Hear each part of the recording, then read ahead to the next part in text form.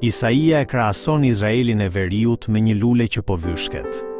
Tani për tani duket sikur mban një kuror të bukur dhe madhështore, por kjo lavdi nuk do të zgjas shumë, përkundrazi, së shpejti do të përfundojë në shkatrim.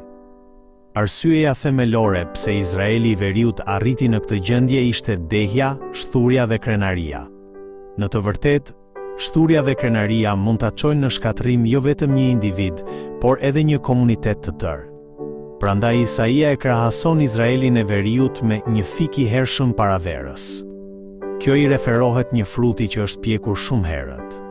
Me këtë përshkruhet një mënyrë jetese që nuk pret kohën dhe rendin e caktuar nga Perëndia, por dëshiron të jetojë sipas vullnetit të vet. Krenaria është të mos njohësh vendin dhe masën që Perëndia ka caktuar për ty dhe të lartësosh veten. Në thelb, krenaria është të mos respektosh vullnetin dhe rendin e Perëndisë. Në të kundërt, mbetja e popullit e ka Perëndin si lavdin, mburrjen dhe forcën e saj. Ata nuk mbështeten te aftësitë e tyre apo te gjërat e kësaj bote, por jetojnë duke u mbështetur vetëm te Perëndia. Kjo është pamja e tyre që Perëndia ka lënë si mbetje edhe në mes të gjykimit. Në vargjet 7-8, profeti qorton udhëheqësit fetar që janë të dehur dhe nuk mund të qëndrojnë në këmbë. Një prift i dehur nuk mund ta drejtojë siç duhet flijimet që i ofrohen Perëndisë, po kështu, një profet i dehur nuk mund ta dëgjojë dhe ta shpall drejt fjalën e Perëndisë. Por kjo nuk është vetëm një çështje e udhëheqësve fetar. Nëse një besimtar nuk jeton i ndar nga bota, por jeton në shturje dhe pa vetëpërmbajtje, ai nuk mund të jetë kripa dhe drita e botës.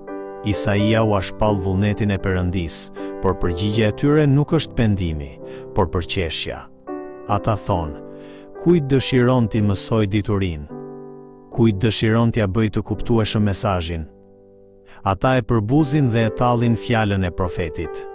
Prandaj Perëndia u thot, me buzë që bëlbëzojnë dhe me një gjuhë tjetër Zoti do t'i flas këtij populli. Kjo do të thotë se për shkak se ata e kanë refuzuar fjalën e Perëndisë, Perëndia do t'u flas tani nëpërmjet kombeve të huaja. Ata do të pushtohen nga një popull tjetër dhe do të çohen në robëri. Edhe nëpërmjet kësaj përvoje të dhimbshme, Perëndia do t'i mësojë dhe do t'i bëjë të kuptojnë. Kur njeriu e merr lehtë fjalën e Perëndisë dhe refuzon atë, Perëndia mund të përdorë edhe mënyra që ne nuk i dëshirojmë për të na bërë të kuptojmë të vërtetën. Prandaj, është shumë më e mençur që para se të përjetojmë disiplinën e Perëndisë, ta dëgjojmë sot zërin e Zotit, të përulemi dhe t'i bindemi fjalës së Tij.